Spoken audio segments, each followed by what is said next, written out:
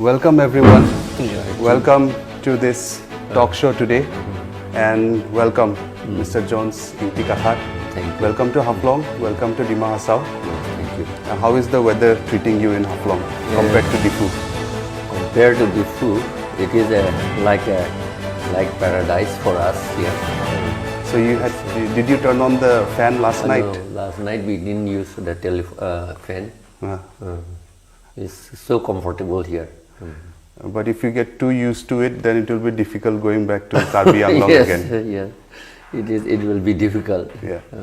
So thank you for doing this talk show, or you can call it a podcast with me.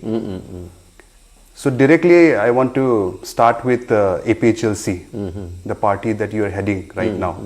So recently we had the Karbi Anglong Autonomous Council elections, and APHLC could not manage to win a seat, but then it emerged as the largest opposition party. Yes. And it has done really well in many areas. And what struck me the most, because I have been following APHLC's movement and the rise also, mostly through social media, because I could not be in Karbi Anglong on the ground that much, but I have been observing it. But what struck me most was the activities and movement of APHLC after the elections.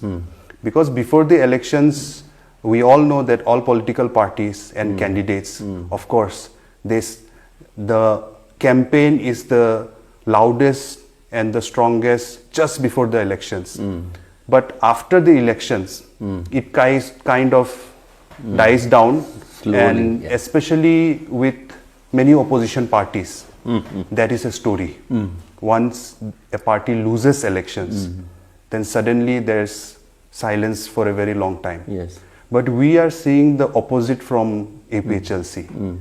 One movement that I've been seeing, which is happening, is which I'd want you to talk about. One is the demand for re-election. That is one thing. And simultaneously, I am seeing that awareness programs is continuing all over Karbi Anglong. So let us start with that. So what is driving APHLC that even though you did very well in the elections, it's in the elections, Karbi Anglong autonomous election, it is like a debut, right? This time, APHLC as a party, even though it's a revival of a party, it's a very old party. But what drives APHLC to do the movement it is doing right now, right after the elections? Why we have chosen APHLC, that is All Party Hill Leaders Conference, this party, is because it was this party which united all the hill tribes people in the 50s and in the 60s. APHLC began in 1960, but before that we had Tribal League of Northeast India. And that Tribal League of Northeast India composed of both hill tribes and plain tribes. We worked together, but it was under the Congress people. Congress was the leading party at that time, and most of the APHLC were also in Congress in those days, and so they decided to come away from the Congress and form our All Party Hill Leaders Conference. And at that time, the plain tribes people slowly they went out of APHLC.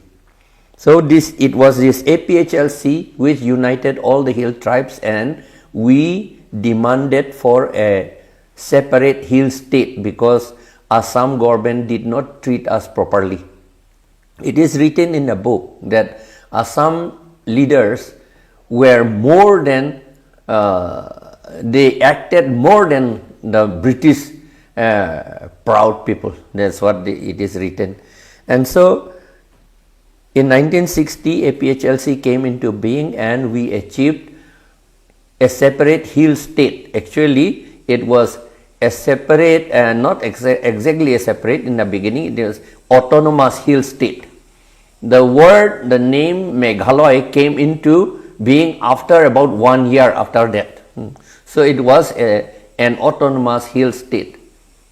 In autonomous hill state, Karbi Anglong, and at that time it was Mikir Hills and North Kathar Hills.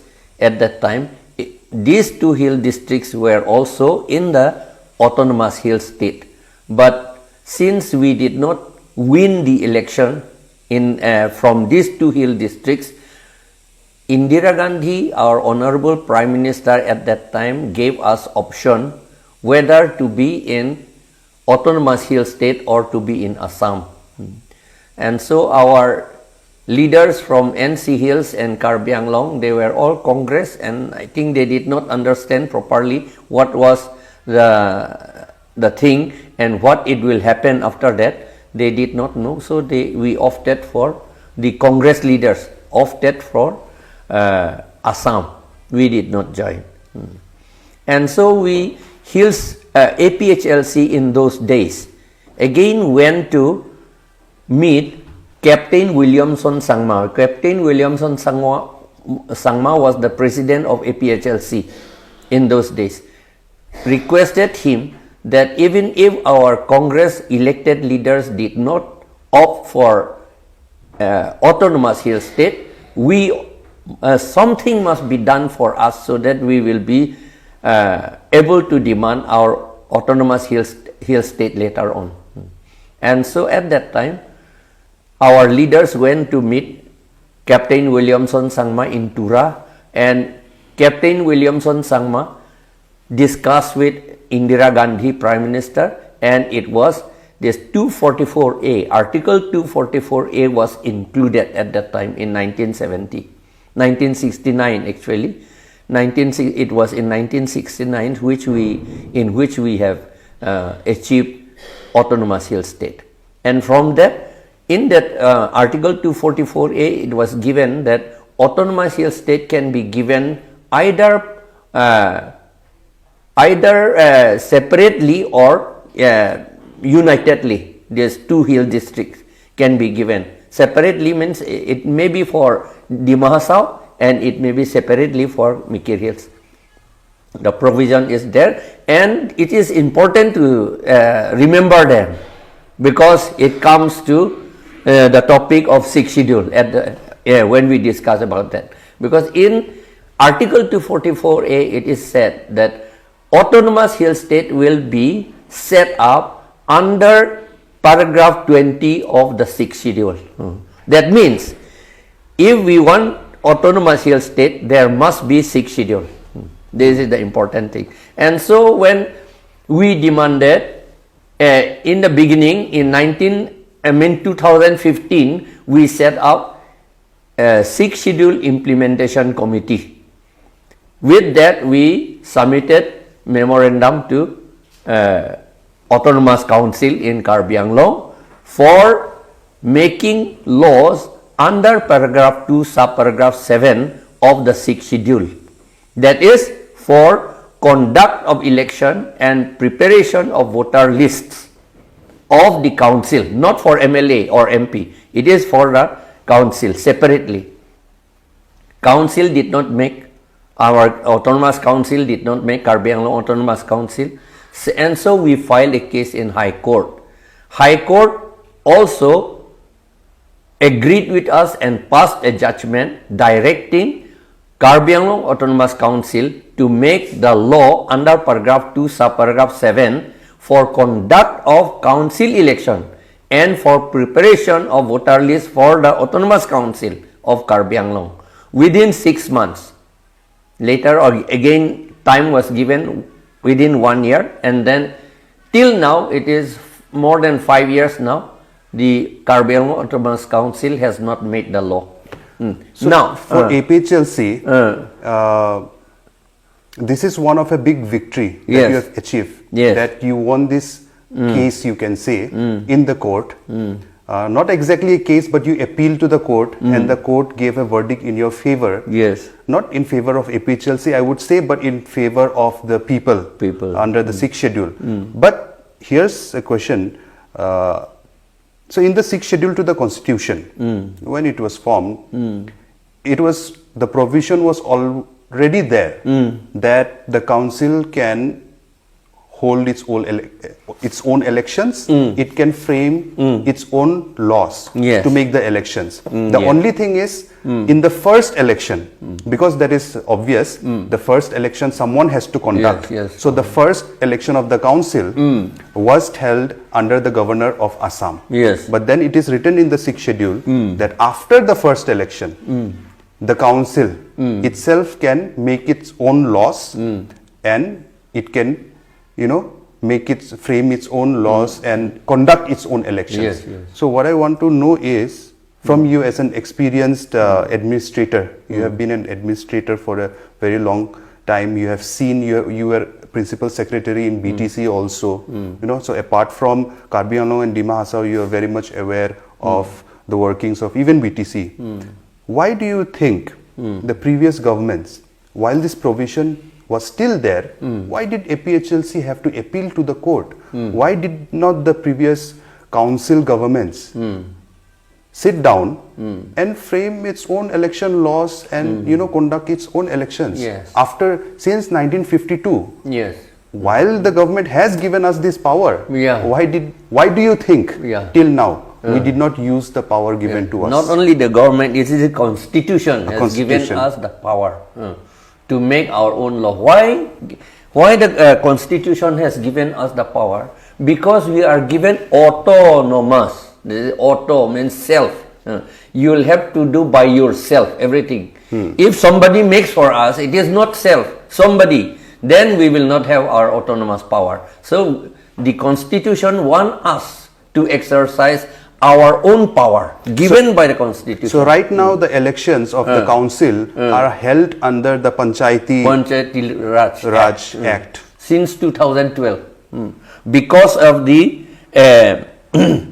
MOS signed between the UPDS in Karbi Anglong and the DHD in NC Hills. Because of that, this is the one they have signed. For those maybe who might not know, or maybe from outside the district, so UPDS, DHD, these were the militant groups who were demanding for statehood. More power. They were more power and autonomous state. They were demanding.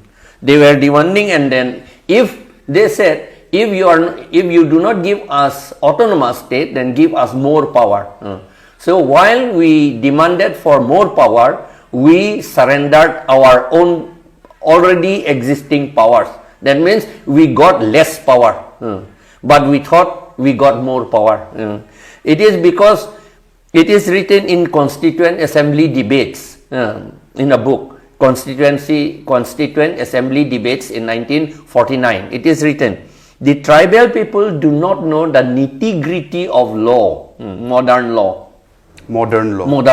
We did not know. And so, instead of thinking that we got more power, but we surrendered powers. That means we got less power. Which we had already got in the initial...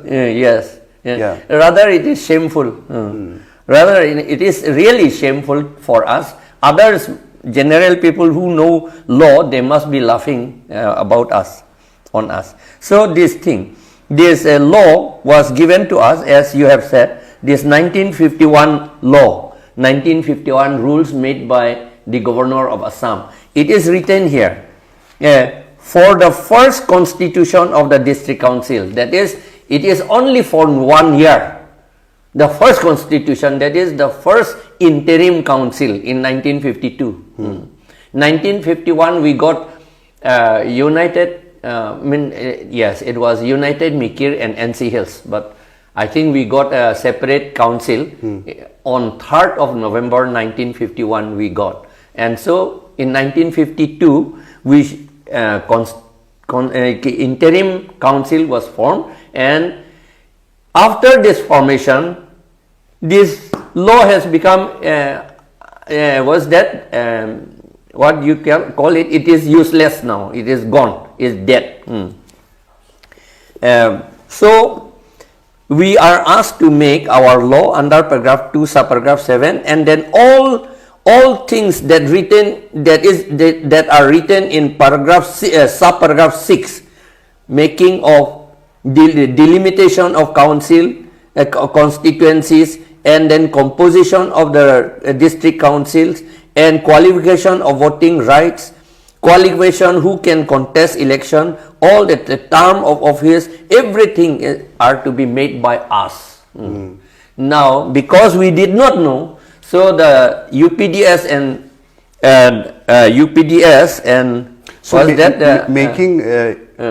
if we had utilized these provisions, we could have made our own council very much stronger, and in a result we could have made democracy also much more stronger, maybe even stronger than other governments all around the world. It is a constitution. It is constitution within constitution. See, Naga people are demanding for constitution. They are not getting. But they have given us our constitution already in 1949. 26 November 1949. So many people have that misconception. Many people do not understand that 6th schedule is a constitution within the constitution of India. That is the worst thing. And for us, for the people, what I want the people to know is, what is constitution?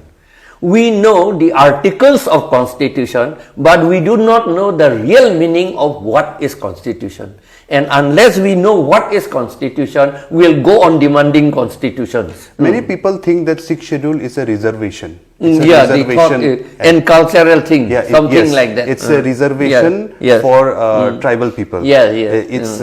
So you were saying what exactly is... it is written here itself. This I will read out for the benefit of the people. 6th schedule to the constitution is a mini constitution governing the administration of tribal areas of northeastern part of our country, that is India, and then the previous Chief Justice of Supreme Court, Muhammad Hidayatullah, has said the 6th schedule is constitution within constitution. Constitution is a legal framework for constructing a country. So this Indian constitution, under this Indian constitution, India, the nation India, has been built or constructed. And for Karbi Anglong and NC Hills, or Chakma Hills, and for Khasi Hills, Garo Hills and all, these mini countries are constructed or built by this mini constitution, the 6th schedule. This is the thing. It is not a reservation law. Reservation law, if we want to make, we will have to make in our own council. But reservation also only for hill tribes, because in paragraph 20 again said that it is only for the tribes people. That means if we make any reservation law, we will have to make reservation law for the tribes people only. For example, in Karbi Anglong, or maybe in here, Dimasa is majority. Dimasa people are majority, and so the minority people, there are a few of the Khasi, for example, Karbi, and some Paite, Bete, and all these are minority. For them, reservation law can be made. That is what it is written here. When you say reservation, it doesn't mean that we will reserve for general people. No, general people, they have already got their own country. Bangladesh, West Bengal, Bihar, and all, they are big ones. We are small people here, a small area. So, then going back to why we form APHLC. See, we obtained an order from the High Court. The High Court did not ask us to make the law. Instead, the High Court asked the elected people, the council, the elected people, to make the law. That make the law for holding elections. Holding election and preparation of voter list. Voter list. Yeah. Here one word, legal term, I want to make it clear. Conduct of election includes preparation of voter list.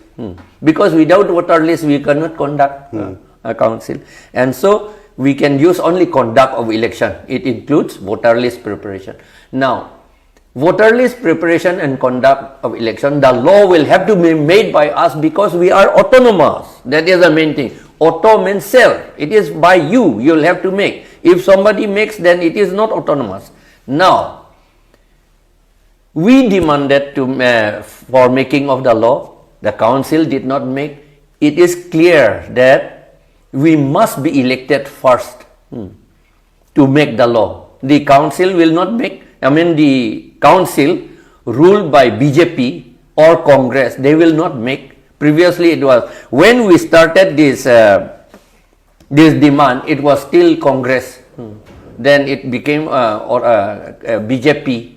And so when APHLC started the demand for, framing their own laws for conducting elections, so in Karbi, you are saying that in Karbi Anglong Autonomous Council, Congress was in power at that time? Yes, in power at that time. Okay. So this must be around... But it was about to go away from Congress at that time. Yeah. So this is around 2016, 17, 18? Yeah, 14. It started, 2014. In fact, our work we started from 2014. Okay. And 2014, they converted into BJP. Yes. Now, because they are elected, we are democracy. That is, again, the word democracy is again very important here. Because democracy, demos, kratos, that is, demos means the people and kratos means power. The power of the people. Those who have the power of the people, that means those who are elected must make the law. So it comes to conclusion that unless we, the 6th Schedule Implementation Committee, or later on it became a 24 plus organization, we had to convert into a political party. On 21st of January 2019, we converted this 24 plus organization into All Party Hill Leaders Conference, a political party for contesting of election. Because the council was not following the orders of the High Court. They are not following not only the order of the High Court, but they are not following the 6th Schedule itself. On which they are standing. On which they are standing. They do not believe or act on the plank on which they are standing. That is the thing. It's still now is the same thing. That is the reason why we formed All Party Hill Leaders Conference. And because we chose All Party Hill Leaders Conference, the reason again is that in the olden time in 1960, my father was in the APHLC. He contested election from APHLC. My brother was the joint secretary in APHLC. He also contested election from APHLC. I was at that time a president of Karbi Students Association in Shillong. I was in the APHLC.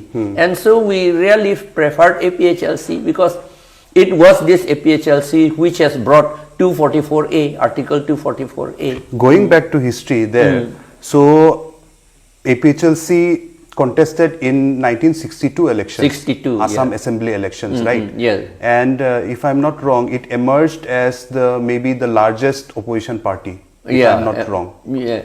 How many seats that we contested APHLC in won? 1962, 15 constituencies, including at that time Lushai Hills in 1962.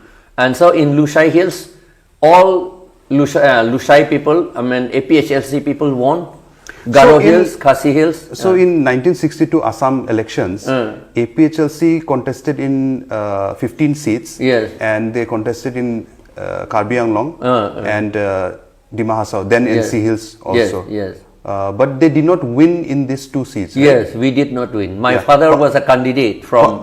Congress won in these 2 seats. Yes, Congress. So what was while I think Meghalaya to it swept, APHLC won in all the seats. 9, they got 9. Yeah. And so what do you think was the reason why it could not perform well in Karbi Anglong and Dima Hasao? We'll have to tell the truth here. People should not misunderstand us in this thing. It is a fact. If you go back to the history, it is a fact. It's written in the books also. In a big books somebody has written, historians have already written.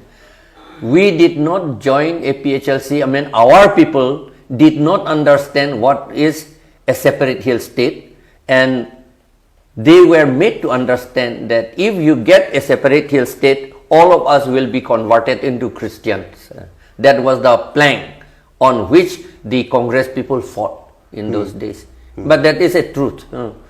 People should not misunderstand us. They can read the books about this.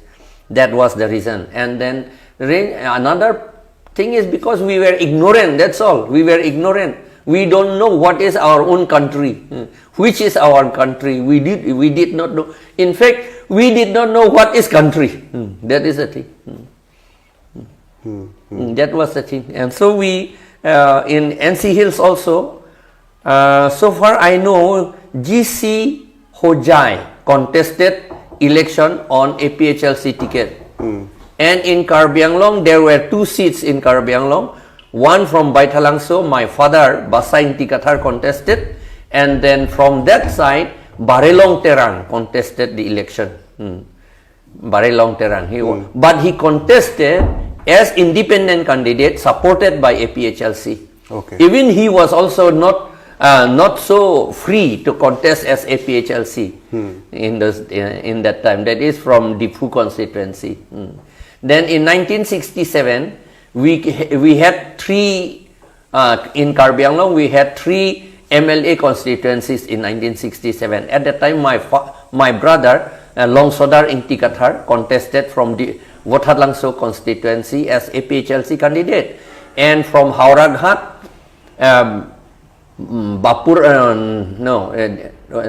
Bapurang Singnar contested, and then from Bukajan, Barilong Terang contested, and from Congress side, Dhoniram Rongpi contested from Wothatlangseo. From Hauraghat, it was Sotro Singh Teron, and from Bukajan, it was Soy Soy Terang. And here I think Joy Bodro Hakjar from Congress, they contested. And the Congress won. Yes, we do not know what is our country. What do you mean by autonomous council? We did not know. That is the thing. At that time, like J.B. Hakjar was in the Congress already a minister also. Yes. So, they were in a good position, I would say. So, that could have also maybe led to a factor of them, because they were already in a good position. They were holding a minister post in the Assam government. Yes. So, maybe they thought we are already in a good position. The future can be good because we are already getting minister position. What do you think? That Joy might be a factor also? Yeah, Joy Bhadra Hakjar actually was in APHLC for some time. Okay. Yeah, it is surprising. For some time he was in APHLC. In fact, he presided over a APHLC meeting in Haflong. That is in the initial period of APHLC? Yes, APHLC. Okay. I think it was in 1963 or 64, like that. He presided over. But after that, again, he rejoined Congress. Okay.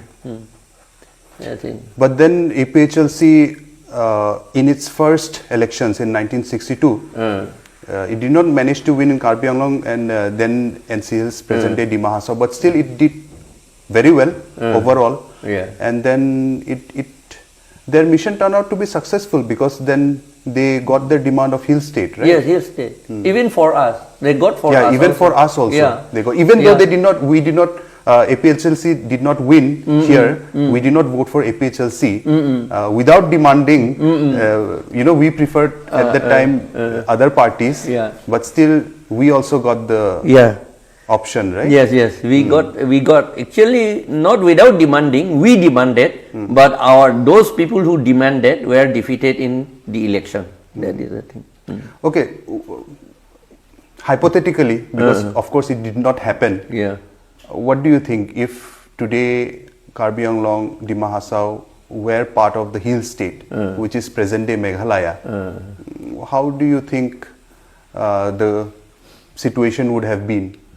Like socially, politically, economically?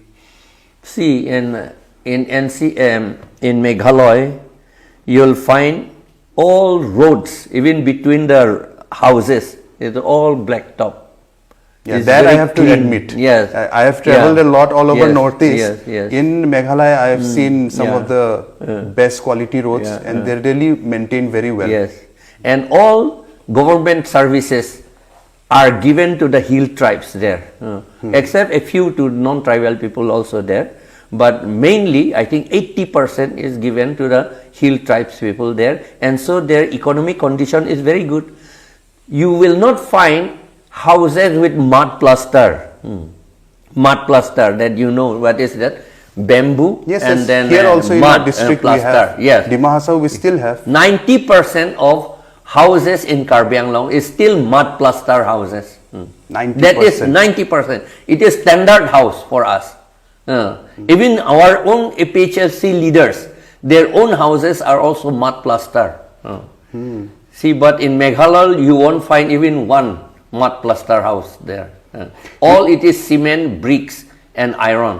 If so many houses in Karbi Anglong are still, mud plastered, which is in Dimahasa also, by the way, but I'm talking about Karbi Anglong now. If it is so many houses are mud plastered, then what is happening with the PMAY scheme? These are all half done. See, in Congress time, they, for example, I have seen, if you go now also you will find half done houses, one side and another half done in the same house, in the same family, not in the same house, but in the same family. One side is, what's that? Indira Gandhi Awas Yojana. Awas Yojana. So previously, Awas this Yojana. scheme was IAY. Yeah, IAY. Started under yeah. the Congress. After BJP came, Yes, they have yes. renamed it to PMAY. Yeah, PMAY. Yeah, you will find half done IAY house and another half done PMAY house in the same family. Yeah. These are actually, those houses are for our tribes people is not at all fit to live also, to dwell also. So small and so congested, our people do not like that kind. It is fit for Bihar and UP, but not for us. But still, if they have done it properly, it would have been good. But now all half done. And so, the main thing is that baru, that is, let us say it is half done baru. And in one way, we do not need even IAY or PMAY.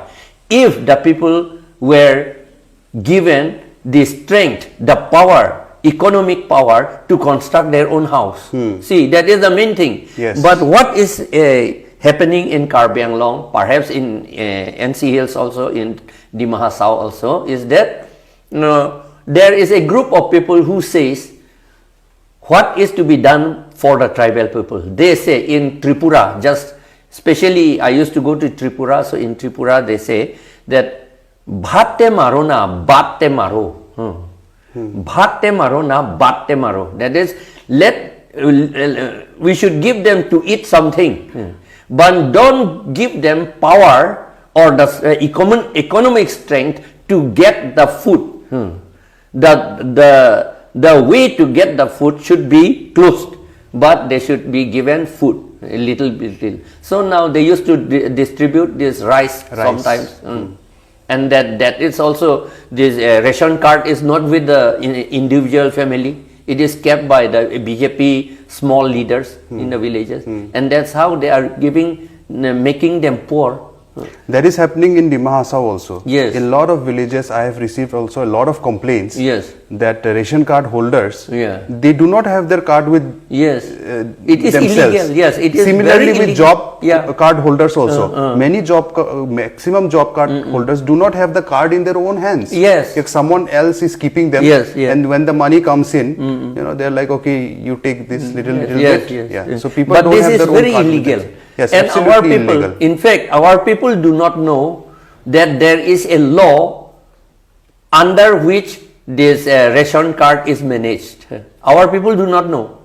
Really, our people do not know. Even recently, one educated lady, she was telling me, we come to know that there is a law for ration card also, only by your speech. They told me like this. But if you ask the deputy commissioner and everybody, they have been doing all this law. This is, ration card is done under Essential Commodities Act, and then another newly made by Congress. So see, we must thank Sonia Gandhi. In her time, she made this National Food Security Act. Under those acts only, this ration cards, everything is distributed and managed. And under that law, some other people cannot keep the ration card with them. It must be with the owner. This is illegal, but we have not been able to fight about this. We have still much thing to do for tribal people. So, coming back to the APHLC performance in the elections, I think you have not answered one thing which I asked you in the beginning. Yeah, all right. But you gave a lot of insights about the foundation of APHLC, how it started, its history.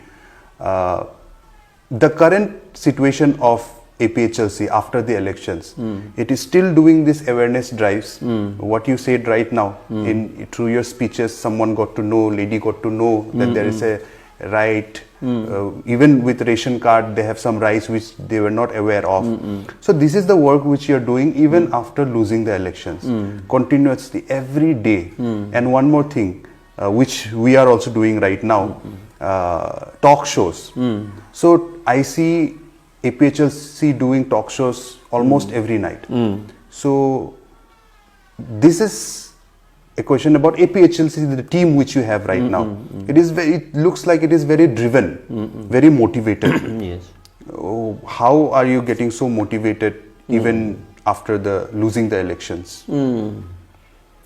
Knowledge is power, we call it. And then the people have said, thinkers have said, knowledge is power. So if we want to give power, the real power, political power, economic power, all powers, then they must have knowledge. So to impart knowledge to the people, we'll have to teach them. We cannot go to every house, every village to teach them. Or we may be able to do, but it will take time. We are going to villages, every villages, but still there are many more villages to cover. But before that, we are doing talk show through this electronic media. This electronic media has helped us a lot. It started, I think, about 3 years ago, 3 or 4 years ago now. We have started about this, and then people are always watching, especially the youths. No?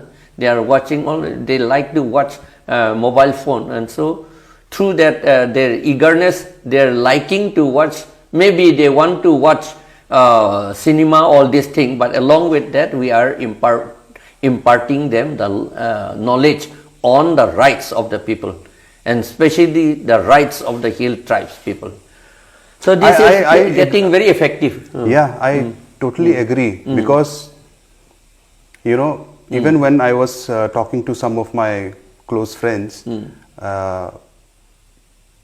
telling them that I'm planning to do this kind of talks about sixth schedule. So many were like, okay, that's a great idea. You know, we have to spread awareness to every nook and corner.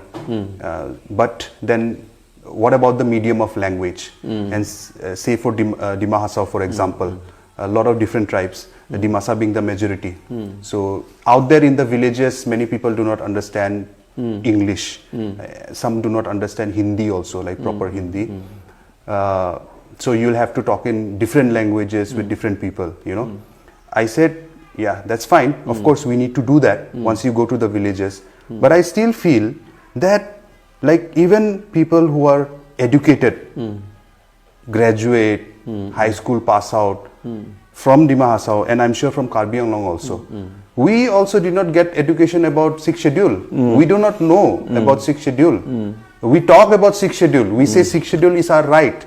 Article 244A is our right. But we did not get the opportunity to learn about our own history, about sixth schedule. And that is why I feel, that is why we are starting with English language also.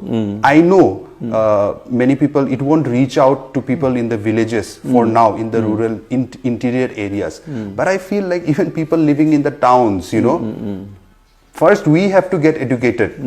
Then each person who gets the awareness and the dialogue goes forward, and we ourselves also keep spreading it to other people around us. You know, I think it is very, very important.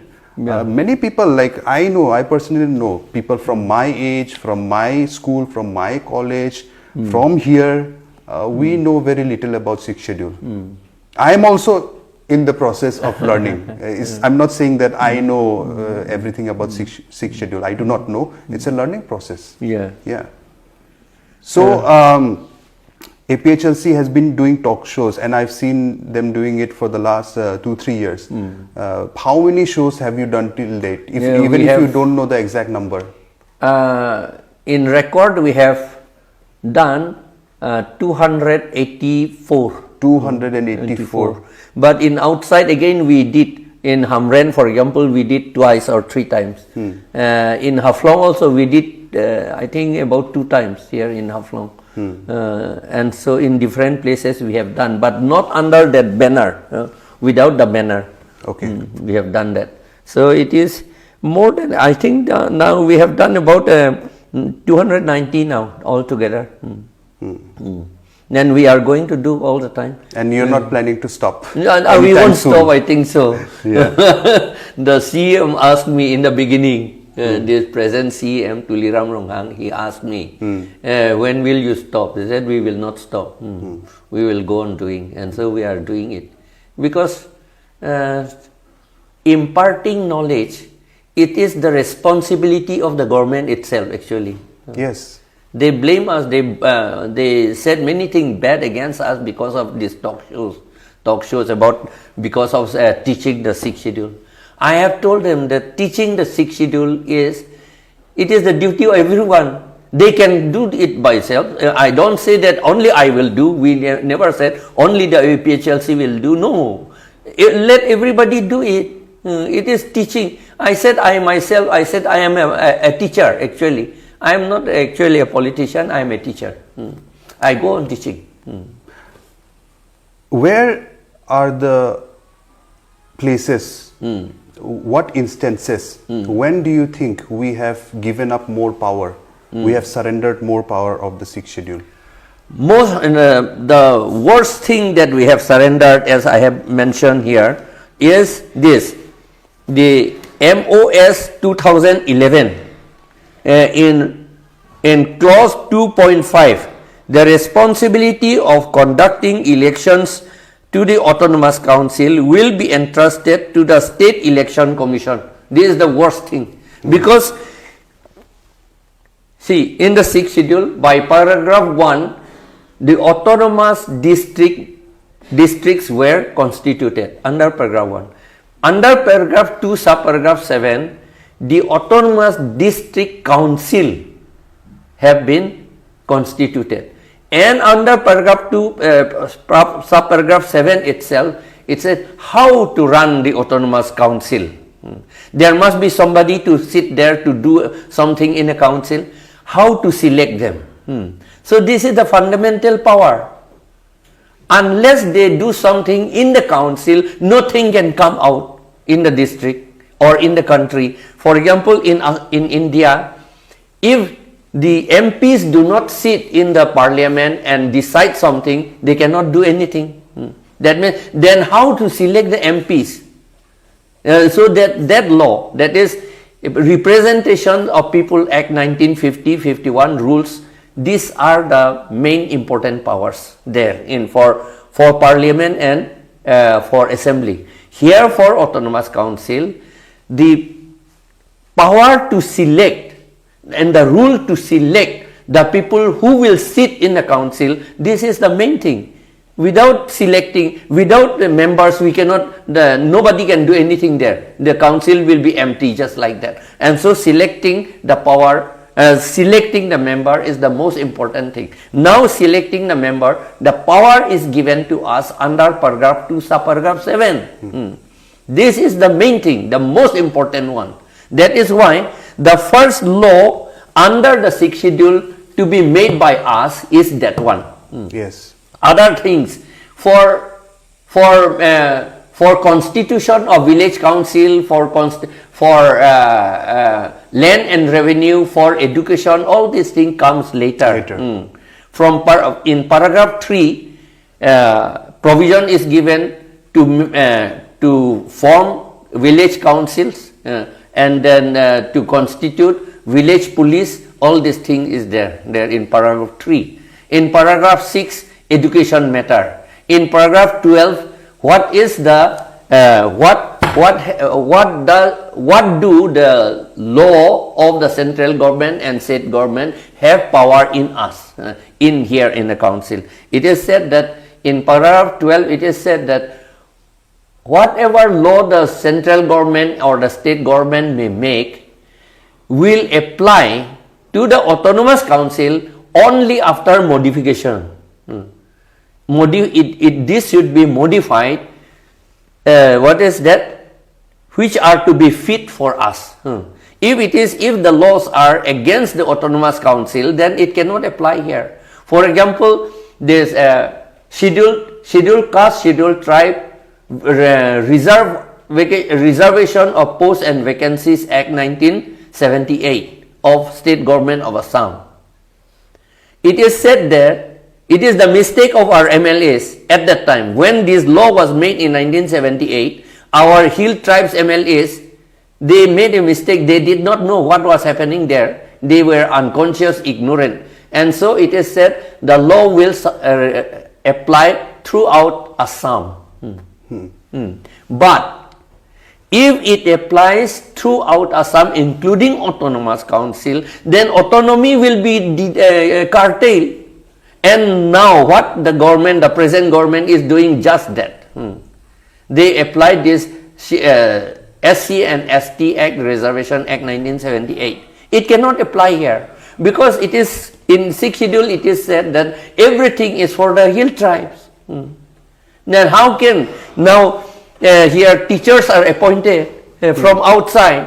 Yes. And then more, I think in Karbi Anglong recently 884 teachers are appointed. Out of that, only 55 are Karbis and 2 are Kukis and 1 Rengma. So the tribal people got only 58 out of 884. So the non-tribal people from outside Karbi Anglong and some may be inside, they got 826. Now 826, this is not the end. 826 you will have to pay. You will have to pay the salary. How it comes to that now? Will come from the council. Yeah, not the council. It is sent from the India government. Yeah. For tribal welfare, under Ministry of Tribal Welfare, for tribal welfare. Now, see, and then again. That is 884. And recently, just recently, about 2 weeks ago, they have again appointed 461. Out of that 461 teachers, only 4 are Karbi people, tribal people. And so, now it comes to 1,283 are non-tribal people. And so, they get salary per month. Teacher's salary is 40,000 per month, per month each. So, they get 5 crores 52 lakhs 5 crores 52 no 5 crores 5 lakhs 20,000 non-tribal people will get per month. And how our tribal people, 62 tribal teachers will get only 24 lakhs 80,000, not even 1 crore. So how can the tribal people become rich or wealthy or just well off? No need to be rich or wealthy, just to be well off. No? To build a small house, decent house, a small car maybe, and then to be able to send their children to schools. For that, now at the cost of the tribal people, the non-tribal people will construct their houses.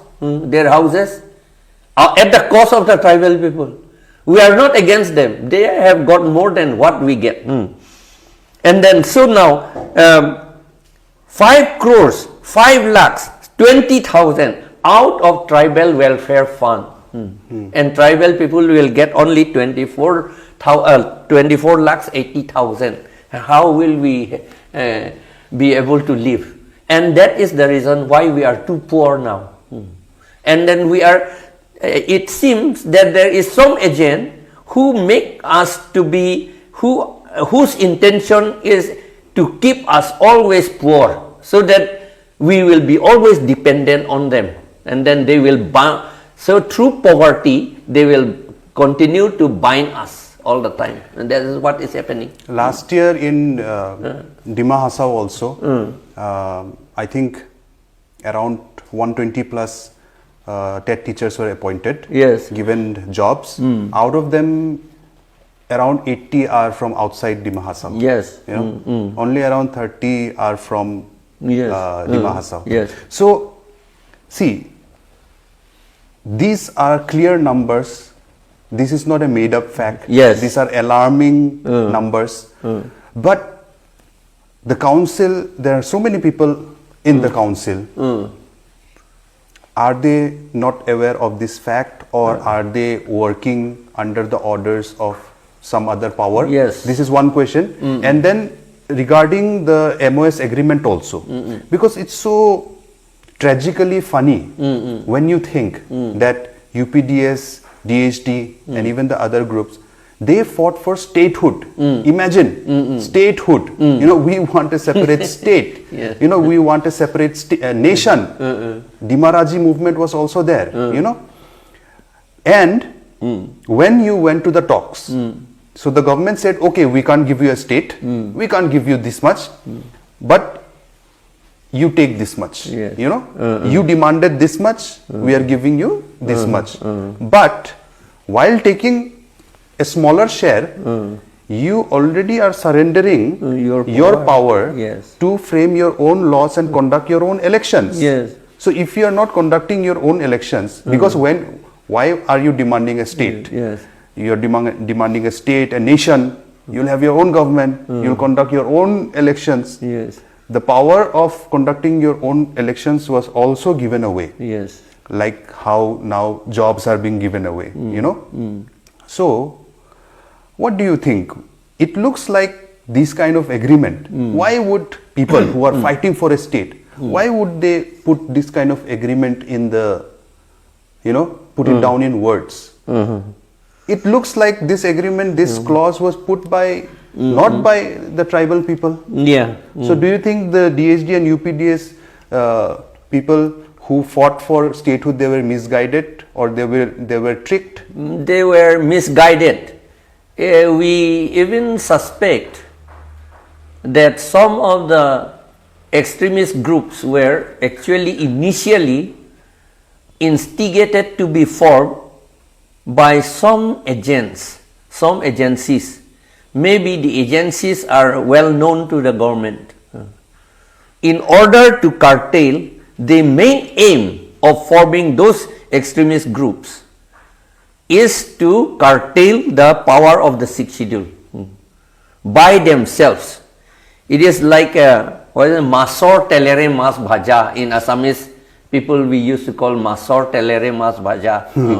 Let the tribal people themselves curtail their power. That is the reason. Because it is autonomous. The parliament cannot abolish the sixth schedule. See, it is a constitution. If they want to abolish, if they try to abolish the sixth schedule, they'll have to abolish the constitution of India itself. So they cannot do that. They do not. So the only way to reduce the power of sixth schedule to the constitution is when the people of sixth schedule themselves they demand that strike this off, take this off, then slowly we cut all the provisions. See, it is very, and that is happening. They are taking advantage through all the agreements that we are doing with them. Even from 1995, when ASDC made the MOU in 1995, even there, see, land law, and now I think I will reply to you what you have said now, first of all. That is, see, in sixth schedule itself, you have been given the law to make to constitute how many constituencies and what kind of law. Why do you need to go to Delhi to demand for that there should be 40 seats, 40 constituencies? They have given us the power to make in Aphlc itself. No need to go to Delhi, because in sixth schedule, the Prime Minister of India has got no power. How will they make there? And so they take our own people there. This masor telere mas bhaja. Cooking us with our own oil. Yes, yes, that is it. But it is shameful for us now. And now we are realizing it, so it is shameful. In 1995, see. The MOU with the ASDC. MOU, yeah, people do not understand about that particular law. Because here we talk about the ASDC keeps on saying that through the MOU we brought so many departments. Yes, so many departments. Yeah. So that was a huge win for us. Departments. But departments are not powers. See, that is the thing. But ASDC people thought the departments are powers. Departments are not powers. Powers are the law and rules which manages the departments. See, and so in the MOU also it is said somewhere it is said no here. I think it is here. They shall have power to make laws with respects to all these 30 departments. It is written MOU or 1995. So making the law is the main duty to be done by ASDC at that time. But in ASDC there were some people who are against the ASDC itself. Actually, who are against the tribal people itself. And so when this MOU was signed, a clause was included for the benefit of the non-tribal people. It is alienation of land. And then again another, that is panchayat is also included, but that is a different thing a little bit. But in clause O, alienation of land, we do not understand what is alienation of land. If they say against alienation of land, it would have been all right. But the word against had been omitted at that time. And in fact, it was not necessary because it is a constitution. It is not reservation of land. Sixth schedule is not a law for reservation of land. It is a constitution. It is for building a country, a mini country. Now, what is this? Actually, if you go back to history, then it is you will have to look. You can see in internet now. If you look at that Sitimon Sawian case, Sitimon Sawian case fought in Supreme Court and High Court. A group of non-tribal people, his wife was Khasi. He started selling land of the Khasi people to the non-tribal people, and the Khasi Khasi Council, Autonomous Council rejected it, did not give the approval to sell the land, and so he went to High Court. High Court says that you cannot sell the land of the tribal people because in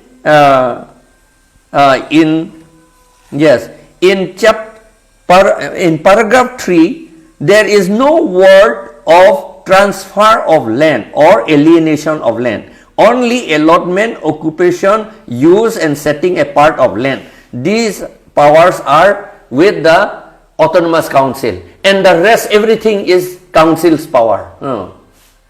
Selling, alienation of land. Alienation, when we talk of alienation of land or transfer of land, means transfer from tribal people to non-tribal people. This is it cannot have the Council does not have the power. Do you think India, Constitution of India, in the Constitution of India, is there any power mentioned in the Constitution of India that the land of Indian can be transferred to the Chinese people or any foreigner, Pakistan or Bangladesh? Is there anything? Is not. It is not written because the law itself, it is for Indian people. The land is. So the question of transfer does not arise at all. And so in sixth schedule also, the power to transfer land to non-tribal people does not arise at all. The question does not arise. Now, what did the MOS say? Alienation of land. See, And that means they surrendered their power under paragraph 3, but ASDC people thought that we got more power. Again, it is shameful. Is it not so? So that is how it is happening to us. We do not know this. It is written in the constituency debate. I think I have spoken. The tribal people do not know the nitty-gritty of modern law. We do not know. By alienation of land, we surrendered everything. And those people who were those relatives or the people of that Sitimon Sawian's relatives were there in the ASDC at that time. In the garb of CPIML. Very funny. But not tribal people they are. So they included this. And there was a success for them. And after that, you remember, every one of our very shamefully, and we regret like anything, after signing this, they were made to fight among the CPIML and then the ASDC, and they broke down. And so they could not make any law at all. Even ASDC was broken into two factions. Yes, two factors after that, because those people who joined the ASDC at that time, their objective was already achieved by including that clause O. So ASDC is not required at by that time. So let them fight and break. So they fought and broke. We are very sad actually. I was also so to say supporter of ASDC, although I was in the government. I like it very much in those days. We used to be proud of it, but they fought, and without making any law at all, they finish off by themselves. See, this is also again masor telere mas baja again. So you know, the people who sit in the council have been sitting in the council from different parties. Like many parties have come and formed a council. ASDC is one. Now there is BJP. Earlier it was Congress. Till now, they have not implemented the powers of the 6th schedule fully. Yes. So there's always this challenge where the state government and central government is, looming large over us. Yes. As a political party, APHLC, it has contested in elections now. Yeah. And when you contest in elections, obviously your aim is to one day form a government. Yes. So APHLC being a regional party, you can say, yes. It can have ambitions to become a national party also, yes. But for now it's a regional party. So tomorrow, if suppose APHLC comes to power in the councils under the 6th schedule, what are your plans? How are you going to tackle the state government and central government? Well, how will you not buckle under the pressure? My question is coming from the fact that you're not just today an APHLC president, party president, you are also an ex-administrator, you are an ex-IAS, so you have seen the Assam administration closely, you have seen how the bureaucracy works, how the Assam government works. So, right now in Karbi Anglong, Dima Hasao, this is the thinking that they are spreading, especially among the voters. See, there's no point in voting for a party which is not in power in the state and in the center, because you won't get benefits. Even if you vote for a different party in your district, in your council, the state government, if it is under BJP or Congress, they will create problems for you.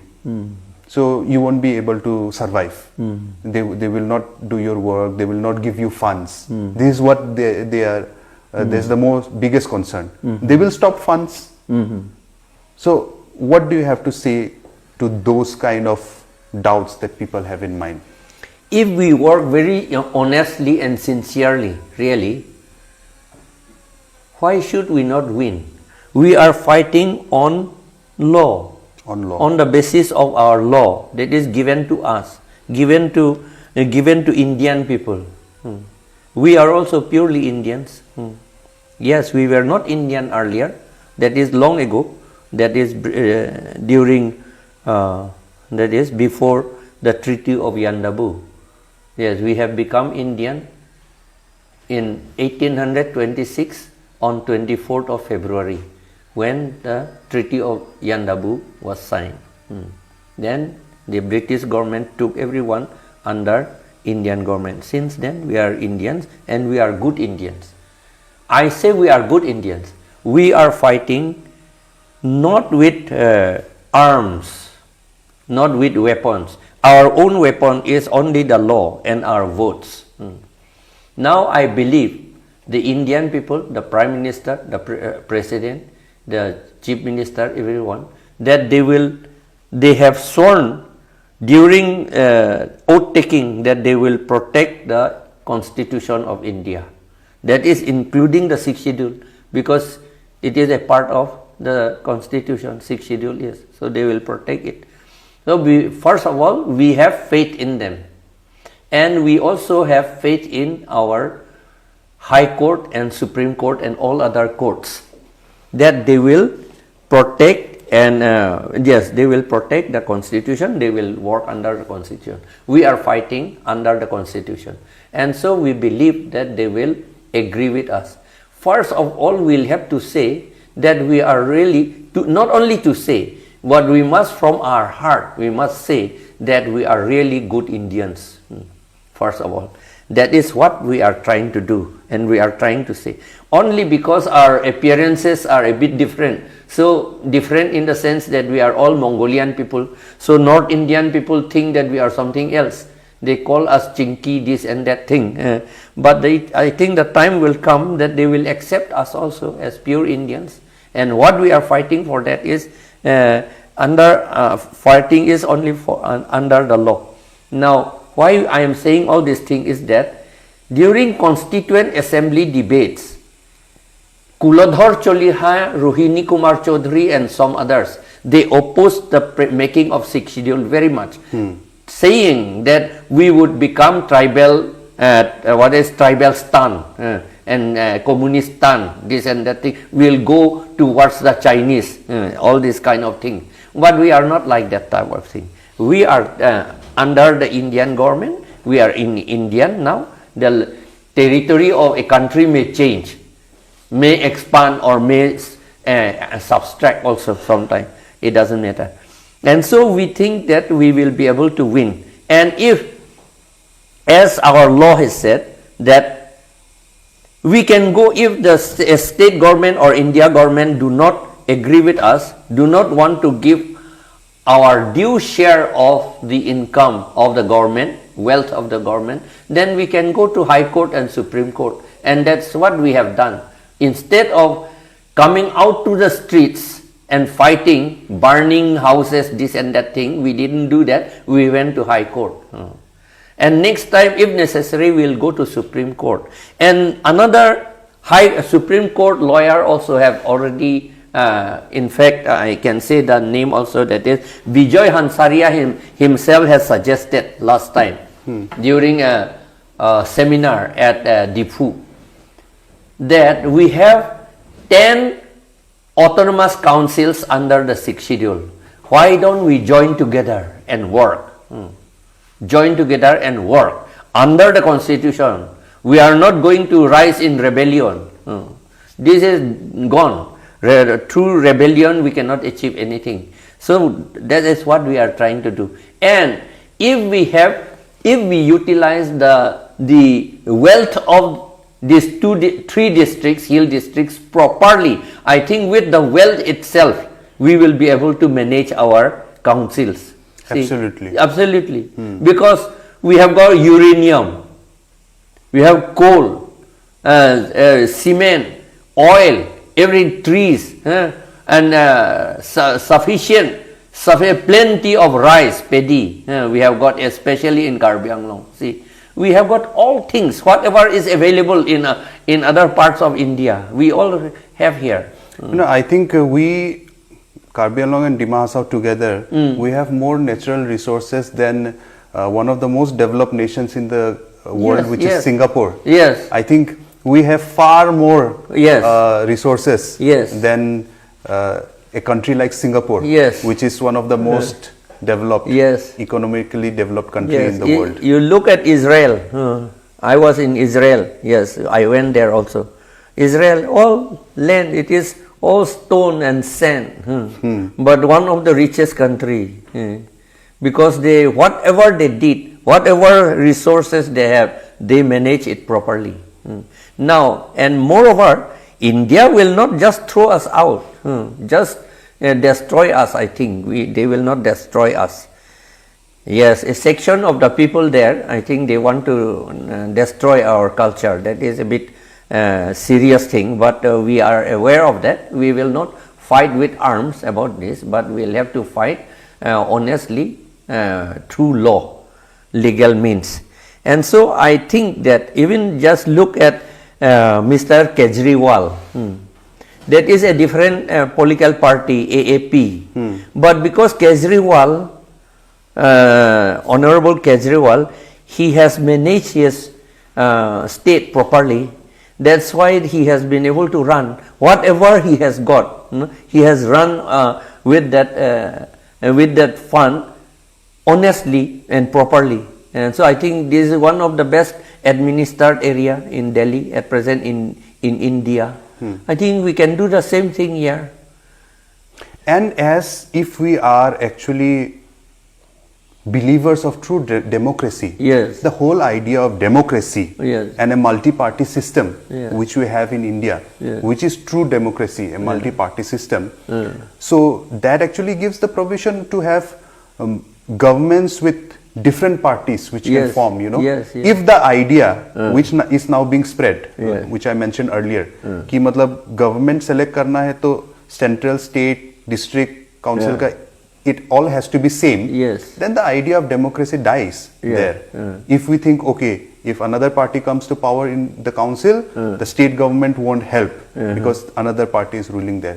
The idea of democracy is dead. Yes, Then and autonomy is dead. Autonomy is dead. This autonomy is taken away through the back door. Now, our autonomy is taken away through the back door, actually, through the manipulation mechanism of this, what's that, National Party High Command. Now, because of High Command, as you have asked, actually, I did not reply. Yeah. That is that our present councils, autonomous council, they are not autonomous anymore. They work under the BJP High Command. High Command because they are bound, actually, legally they are bound because they have done illegal thing earlier. They were made to do, I think, illegal thing earlier by, see, the extremist groups. They had so many heinous crime. So those heinous crimes, with those heinous crimes, they are being bound all the time. So they cannot make the law or they cannot do anything. Maximum 15 years they will be allowed to do. So far I know, 15 years. BLT people, they were given 15 years. I knew it. I told our friends in Kokrajhar, they will be winning election for 15 years and after that they will not win. Because the election is made to be won there also. So the same thing in NC Hills and Karbi Anglong, they will be there for 15 years maybe at the most. So the sixth schedule binds all of the different councils that we have and all the different sixth schedule areas that we have. In particular areas we have our own amendment, we have had our own amendments, right? For example, with the UPDS, DHD. But still, changing the sixth schedule, modifying, amending sixth schedule in one area can lead to future amendments in all the areas. That is the danger, right? Yes, that is. For example, there is now, I want to come to the recent agreement again in Karbi Anglong. So many people think, okay, it has not happened in Dima Hasao, we are safe. Many might be thinking in, say, Meghalaya, we are not concerned, or in Mizoram, yes. you know, where we have 6 schedule and councils. But I want you to address some of the problems that you have with the recent accord. The recent accord, I think it is the worst accord, I think, in Karbi Anglong. I mean, so far we know this is the worst accord. For example, 6 schedules say in paragraph 20 it is tribal area. It is only for the tribal people. The area itself is tribal area. That means, in fact, the word tribal area has been used. It was called a tribal area because it was majority of the people residing were tribals. Tribes, right? Yeah, tribes, yeah. But the reason behind is more than that. If we were totally independent, the name of the area would not be tribal area. Maybe it will be like a Mongolian area, Mongolian country. It will say not area, country. Mongolian country, it may be, because we all belong to Mongolian people. It may be like that. But because we are, the 6th schedule is a mini constitution, a constitution within constitution, that is an independent, so to say, an independent country within an independent India country. So we are called tribal area. It means, actually, the meaning is that it is a tribal country, but it is not say tribal. I mean, it is, the word country or nation is not used.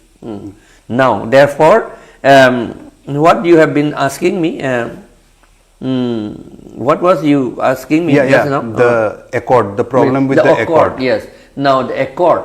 See, the accord itself, from the preamble itself, it is not good, the preamble itself. Because before the signing of this, the India government and the Assam government were saying that it will be, this accord will include all the extremist group of all tribes. It was said like this. But when it was signed, it was only Karbi. In the preamble itself, every word Karbi. We are suspicious about that. When we say only Karbi, what about the Kuki? What about the Rengma? What about the other people residing in our place? They also have got their extremist groups. Why have they not done anything for them? The intention is that it is a subtle way of doing to make the other tribes people discontent with the Karbi people. That we are thinking only of Karbi. This is one point. The preamble itself, it hurts the feeling of the other tribes. We APHLC people do not want to hurt the feelings of any other tribe. We are equal. We said we are all tribes people. We are equal. That's what we are saying. We have got to create discontentment among the tribes. Yes, among the tribes. Enmity. That is to create enmity among ourselves. So that is the preamble. And starting from the clause 1 itself, everything is against the tribal people, against autonomy of the tribal people. See, and clause 2.3, under clause 2.3, under clause 2.3, 10 constituencies will be given to non-tribal people. And it is mentioned open seats. Yes, open seats. They did not say non-tribal, but what do you mean by open seats? Yes, we will not win there. No. What is open seats? Yes, open. That means open up. The meaning is that 6th schedule has closed for us. It has opened. That means it is all tribal people. Now it is not tribal people. That means, in fact, the area of the 10 constituencies will be out of tribal area. That means part of Karbi Anglong will be cut out of Karbi Anglong district. The provisions are being made. Made already. To do that. Yes, to do that. This clause is a provision. Yes, it is provided. For in the future. Yes, in future. No, it will happen. It will happen.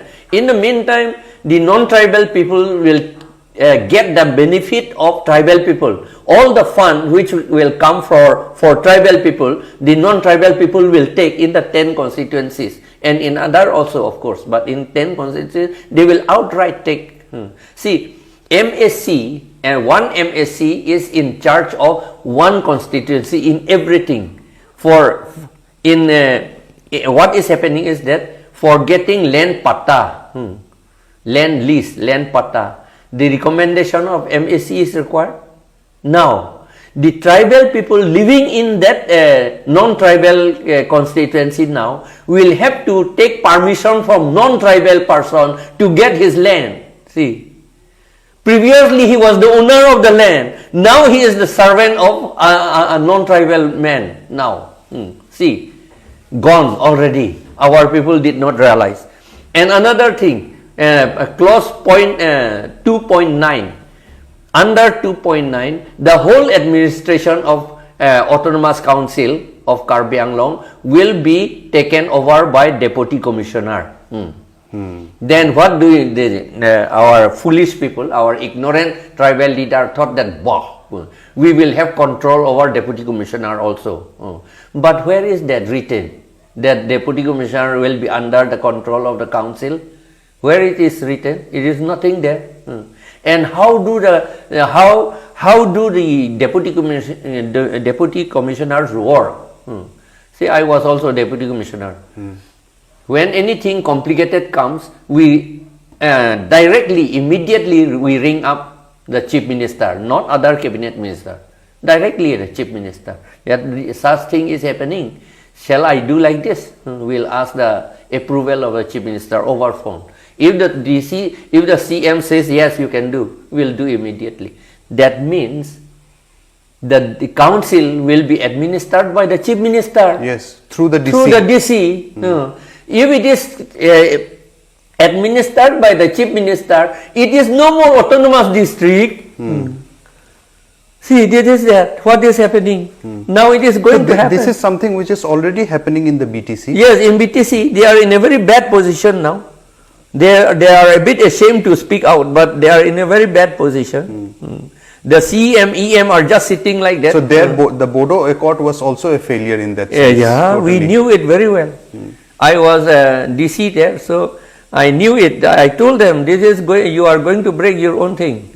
And we are saying against it, because against BTC also, because it is going to affect to us. We knew it. I saw a statement of, I think, CM Pramod Boro, I think, where he was trying to defend this. Yes. He was saying, a lot of corruptions do happen.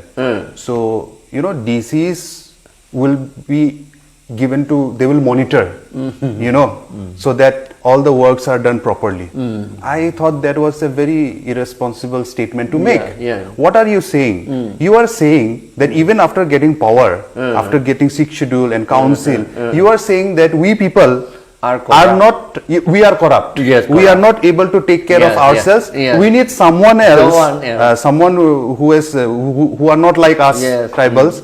They are not corrupt. We need them to monitor us. Yes. This is a foolish thing. Indirectly, that is the thing that you are saying, admitting that we are corrupt. We cannot control. Inefficient. We cannot run administration. Yes. So really, if they are inefficient, then they need not have their autonomous council. Actually. Absolutely. Absolutely. It is useless. They cannot. But for us, all DCs are not uncorrupt. Some DCs have been arrested and they are in jail. It's the same thing. All people are the same thing. Only because if we are good, if we will have to be good from our heart only, then we will be able to administer the country or our district. This is one thing which I also opposed in an MSc, something which is that under the new government, this new BJP government that is after 2021 last year. So now they are doing cabinet meetings also. They did one in Haflong also. But before the cabinet meeting also, the chief minister and then even some other ministers are also slowly coming. And in council, they are doing review meetings. So the chief minister is coming, Yeah. sitting in the council, in the CEM's, chief executive member seat, and doing a review meeting. You know, I thoroughly oppose this. Yeah. What do you mean by review meeting? Okay. So you are saying someone else is coming here, might be the chief minister, but still it is coming to an autonomous area. Autonomy. Yeah. You have been stressing that word. Yeah, Nah, yeah. So they are coming here and saying, ki, okay, you have your council, you are getting this much funds, you are doing this, taking up this work, but I want to review. Yes. Show me, how are you doing it? Are you doing it properly? What is it? Whatever. So, if we need someone to review us, where is our autonomy? Yes. You know? And sitting in council, if we are being reviewed by Assam government, where is our autonomy? Yeah. We should be able to review ourselves, Yes. our own works. Yes. And if you say that we need a DC, then why don't you appoint some officer in place of DC to work, to look after this, to do all, to stop, to prevent corruption? They can appoint or entrust an officer or all the officers of the council. They are responsible to prevent corruption. Is it not so? All the secretaries, principal secretaries and all. Yes. Is it not so? Yes, absolutely. They can do the work, the same work of the deputy commissioner. That is why the principal secretary is there. Yes, Yeah. and then he is senior to deputy commissioner. He is the rank of a divisional commissioner. The principal secretary is, and that is the reason why in the MOU also it is said that a divisional an officer of the rank of a divisional commissioner should be the principal secretary. Now what they are doing is that all the principal secretaries, most of the principal secretaries are the rank of secretary only, not the commissioner, and so that they can do anything they like. And those junior officer getting the post of a higher officer is a good thing for them, so they are happy. In BTC also I was the first person to be full-fledged principal secretary. After I worked as a divisional commissioner. Only then I became principal secretary of BTC. I was the first person there. Now after me again, junior officer is appointed. Why they are appointed junior officer? So that they will be able to manipulate whatever they like. This is not good. Mr. Kathar, I mean, like, I feel we can go on and on. Yeah. And I think we'll need to do part 2 and part 3 and I don't know how many parts, because obviously it's the 6th schedule in itself is a knowledge that many of us have lost. So we need to regain that knowledge. Yes. And in the future, this kind of discourses, I think that is the way forward. We need to spread it. So I will kind of now like take it back to the beginning where we started and maybe try to slowly, for today's session, we'll try to end it. So APHLC and its movement after the elections. I started with that. Let me take it back there. So right now, one of the things that you are doing is demanding re-election. Yes. That is what we are seeing. So, you know, frankly, very frankly, honestly, I'm also seeing that and thinking they are demanding, okay, but number one, why are they demanding? I have some idea, but still more concerning is that is it possible for re-election to happen? Like practically, is it possible? That is one thing. And then why are you demanding the re-election? Re-election, we are demanding re-election. Actually, we have started demanding it before the election, because as you have said, as I have said, we have known already that Panchayat law has got no power in the 6th schedule area. It is written in Assam Panchayat Act 1994, Section 1, Clause 2. It extends to the whole of Assam in the rural areas except the autonomous district under the 6th schedule. It cannot extend. Why it cannot extend? Because panchayat is only for gaon, for village, management of village. This law is, this is Assam Panchayat law. This is for management of village. Our 6th schedule is for management or for constructing a country, a mini country. How can a village man say, how can a gangbura order the king? Is it not so? This is the same thing, this is the thing. And so, and again, in the Constitution of India, Article 243M, it says, nothing in this part shall apply to the scheduled areas referred to Clause 1 and the tribal areas referred to in Clause 2 of Article 244. 244 and many things is mentioned, and not even in the state of Meghalaya, Nagaland, Mizoram, this Panchayat law cannot have any power there. It is for outside 6th schedule of outside tribal area.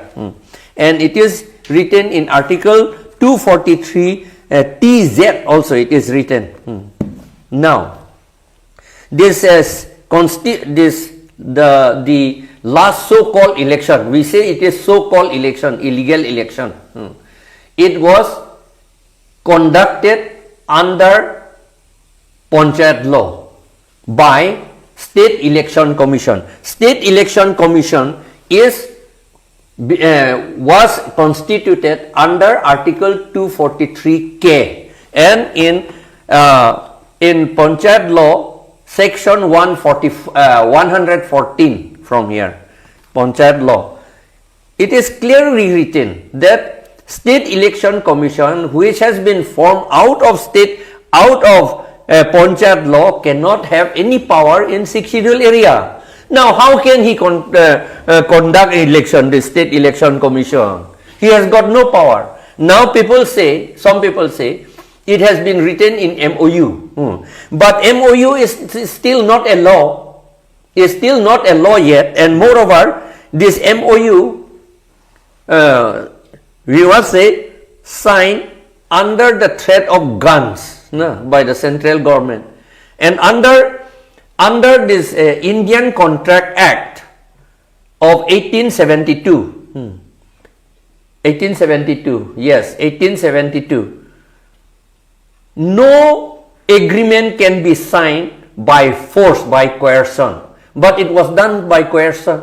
First, they were made to be extremists and kill people, extort money, and after that, with that law, with heinous crime, they are bound, and now you sign the agreement, whatever we write. That's what they have done. These MOUs, MOS are not legal matters. These are under Contract Act of 1872. These are illegal. So, according to the 125th 6th Schedule Amendment Bill, they have not passed the bill yet or introduced it in the Parliament. But in the 125th 6th Schedule Amendment Bill, they are trying to put it there. Which is like they are trying to give the power to the State Election Commission to conduct elections. But will be against Constitution. A Parliament cannot do anything against Constitution. Parliament has to draw power from the Constitution.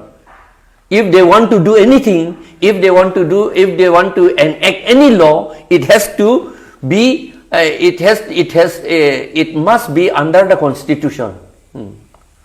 So whatever they do, it will be illegal. And moreover, for us, when Mr. Anand Sharma, as chairman of Standing Parliamentary Committee for Amendment of Constitution, he came to Guwahati.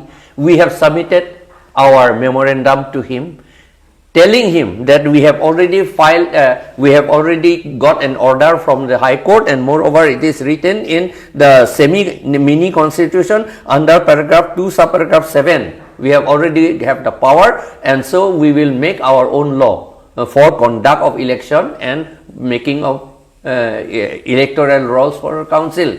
The parliament cannot change it, we have told him. And so that particular thing has been written in his report there. It is now in the table, on the table of the parliament. So we hope the parliament will do according to constitution, not according to their whims and something like that.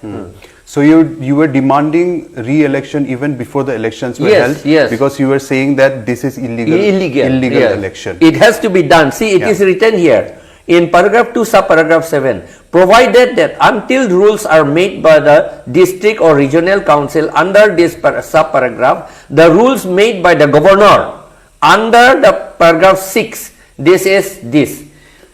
Election will have to be conducted under this law, not under the Panchayat law. It is not valid. So we have fought that in order to maintain our own autonomy, we demanded that election should be held under this 1951 law, since you have not made our own law. Yes, we do not want this. We want our own law under paragraph 2, subparagraph 7. But since the BJP people have not made it, rather the BJP High Command prevented them, and then their own illegal thing, their own heinous crime has prevented them to make now. So since they have not been able to make, still since that time when we make the law, this law should prevail according to the 6th schedule. 6th schedule is, as I said, it is for constructing our own country. If there is no 6th schedule, there cannot be even Amiki Hills or NC Hills or Dimahasao. So that is what. So we are demanding, and the case is still lying in High Court. We fought. We have filed a case against the governor and the chief minister and others, because it is the governor who issued that illegal notification. We went to the governor. The governor did not meet us. I think he was a bit frightened. He said that I do not know about the law. He said like that. So he refused to meet us. We went to the Minister Hill area. It is a very funny thing, but I must say, we were waiting in his room. As soon as he came to know that we were after the election or no, before the election.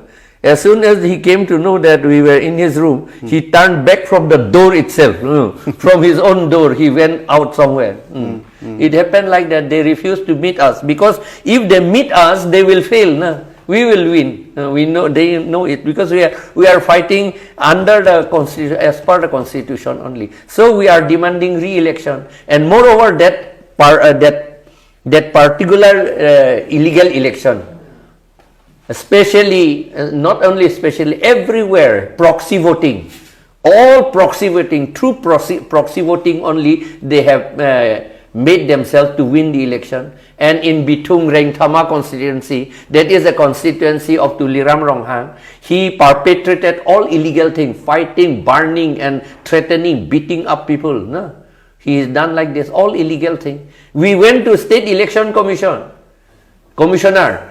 and we told him, why don't you call CRPF if Assam police are not working?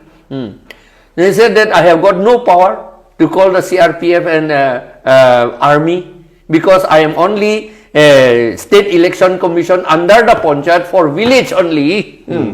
A villager, a governor, a village man, say a headman, cannot call out the army. No? It's like that. See, a State Election Commission is a commissioner outside the 6th schedule area. That means as soon as he enters the border of the 6th schedule area, he is an ordinary man. He is just like any ordinary man. He is not a State Election Commission. He has got no power. So the governor cannot ask him to order the Deputy Commissioner of Karbi Anglong. He is within the 6th schedule area, and that State Election Commission, as soon as he entered the Karbi Anglong border, he is an ordinary man. How can he order the Deputy Commissioner?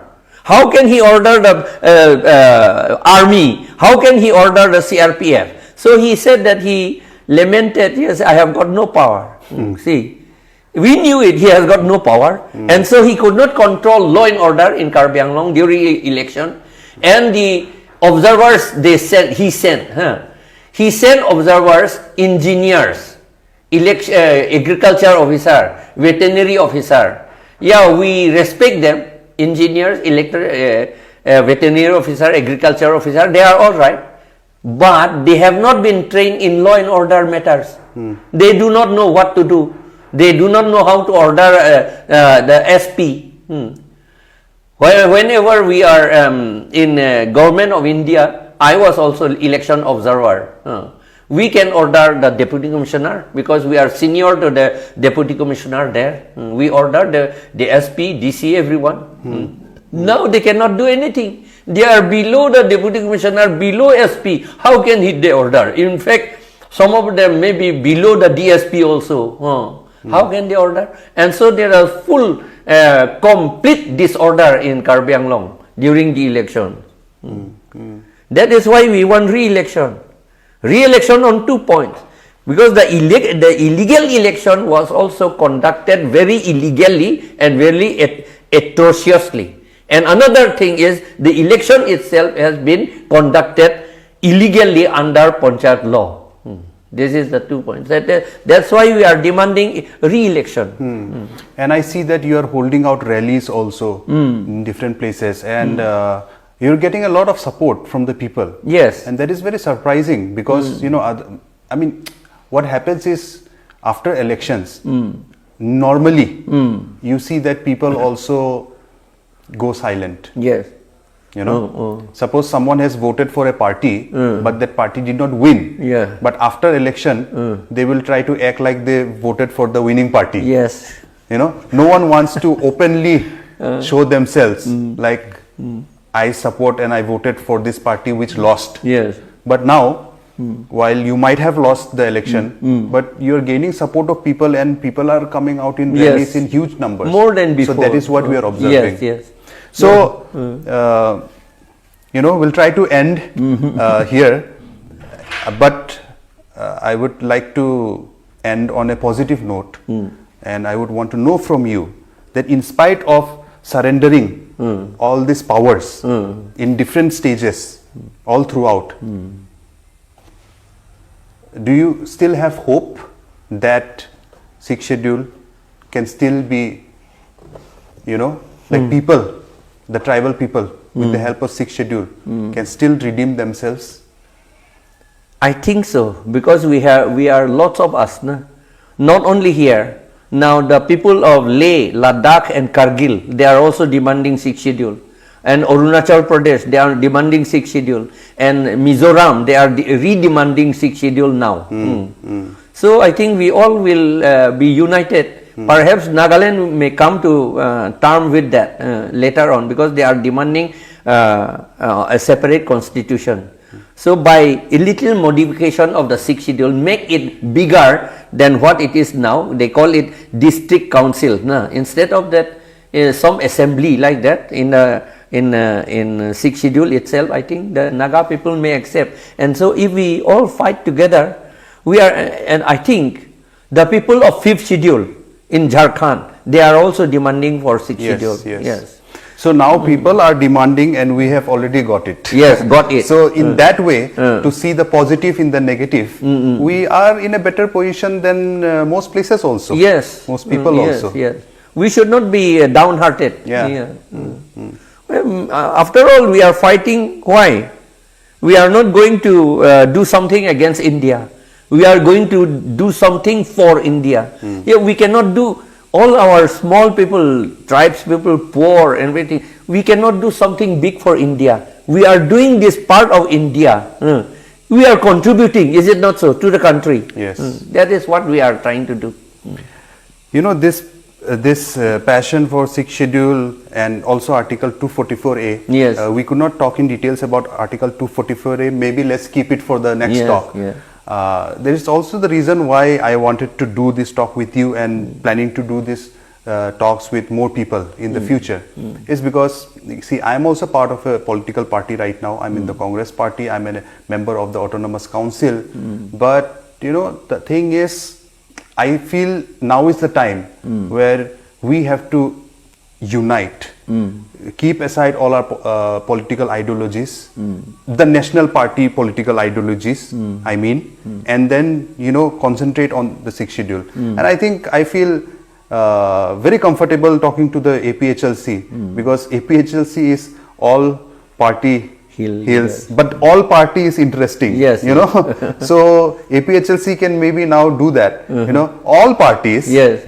We welcome you. Yeah. All the leaders of the all the hill leaders all the hill of leaders. all parties. Yes. All you parties. might be in your party right Yeah. now, but you know, let's see, let's unite and see what can happen. Yeah. You know. In the beginning also, when APHLC was made, it was combined of Congress, CPI, and Socialist Party, and then this Tribal League people, all together, several parties joined together, form APHLC. Now we are saying, we are open to all other parties to come if they support the ideology and the motive, the objective that we are going to, we are trying to achieve. So who knows? APHLC can now maybe unite Congress and BJP also. Yes, do the yes, unthinkable. So on that note, I think we'll end it here for today, and looking forward to more such discussions with you, Mr. Kathar, in the future. Thank you so much for being with me. Thank you. Thank you.